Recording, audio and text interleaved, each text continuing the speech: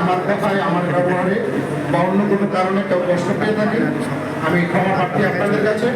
আমাদের লক্ষ্য হলো একটাই, আমরা চাকরি করি দীর্ঘদিন, এক যুগের বেশি সময় আমরা লাঞ্ছিত বঞ্চিত। আসলে আমাদের মেন টার্গেট কিন্তু ওইটাই, টাকা বিভাগের যে সাংগঠনিক শূন্যতা এটা ফিলাপের জন্য হিসেবে টাকা দুর্নীতি করা চলে যেটা মতামত আপনারা বেতন মিটিংয়ে দিয়েছেন না 11 জেলার প্রতিনিধিরা আপনাদের কথার উপরে ভিত্তি করেই কিন্তু নির্বাচনের শিডিউল হয়েছে। আপনারা যদি 11 জেলার প্রতিনিধিরা যদি নির্বাচনের পক্ষে মতামত না দিতেন তাহলে কিন্তু নির্বাচনটা এই সময় হতো না।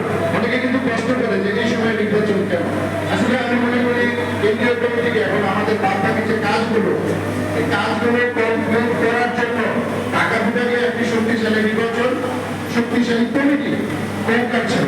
এবং আমি আরেকটা জিনিস আপনাদের কাছে আশা করবো সেটা হলো যে ঢাকা বিভাগের যে কমিটি এই কমিটির আরো দিতে হবে সারা বাংলাদেশ। এটা আমি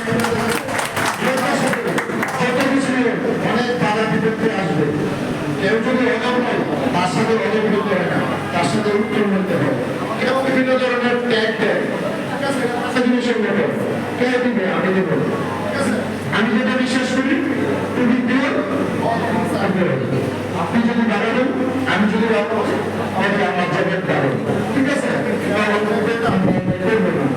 আমাকে গালি দিলে আমি গালি দেবেন।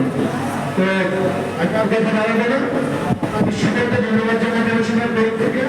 এবং ভবিষ্যতের যে চাকরিটা এই চাকরিটায় আপনারা হাতে হাত কাঁধে কাঁধ রাখবেন এই অনুরোধটুকু আমি আপনাদের কাছে রাখবেন।